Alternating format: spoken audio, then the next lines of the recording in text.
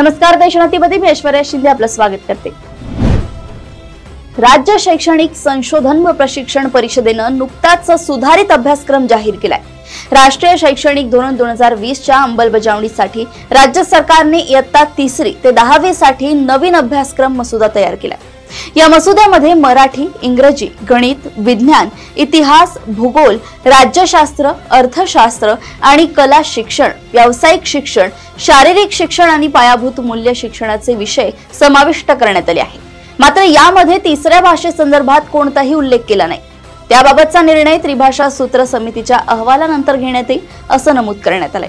नवीन शिक्षण आराखड्यानुसार राज्यातील शाळांमध्ये इयत्ता 1ली पासून हिंदी भाषा अनिवार्य करण्याचा निर्णय घेतल्याचं शिक्षण विभागाकडून सांगण्यात आलंय। त्यानंतर या निर्णयाविरोधात सर्व स्तरातून विरोध झाल्यानंतर मुख्यमंत्र्यांनी हा निर्णय रद्द केला होता।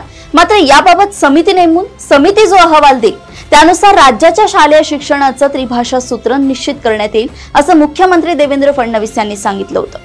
आता प्रसिद्ध झालेल्या मसुद्यामध्ये फक्त 1ली आणि 2रीच नाही तर 10वी पर्यंतच्या अभ्यासक्रमांमध्ये तिसऱ्या भाषेचा उल्लेखच नसल्याचं दिसतंय। राज्य शैक्षणिक संशोधन व प्रशिक्षण परिषदेने तयार केलेला हा अभ्यासक्रम 2025 www.maa.ac.in या वेबसाईटवर उपलब्ध आहे। यावर नागरिकांना 28 अभिप्राय देता येतील अशी माहिती SCERTचे संचालक राहुल रेखावार यांनी दिली आहे। सध्या 3री ते 5वी साठी असणाऱ्या परिसर अभ्यास विषयाऐवजी आपल्या सभोवतालचे जग हा विषय असणार आहे। तसंच 4थी साठी इतिहासाचं सध्याचं शिवछत्रपती हे पुस्तक तसंच ठेवणार आहे। 3री साठी जिल्हा, 4थी साठी राज्य आणि 5वी साठी देश अशा पद्धतीने इतिहास शिकवला जाणार आहे। राष्ट्रीय आराखड्यातील इयत्ता 11वी आणि 12वीचा अभ्यासक्रम अंतिम झाल्यानंतर त्या आधारे राज्य मंडळाकडून 11वी 12वीचा अभ्यासक्रम तयार करण्यात येईल असं रेखावार यांनी सांगितलंय। राज्य शैक्षणिक संशोधन व प्रशिक्षण परिषदेने तयार केलेल्या या अभ्यासक्रमामध्ये इयत्ता 6वी पासून व्यावसायिक शिक्षण हा विषय असणार आहे। 9वी आणि 10वी साठी पर्यावरण शिक्षण सारख्या नव्या विषयांचा समावेश असेल।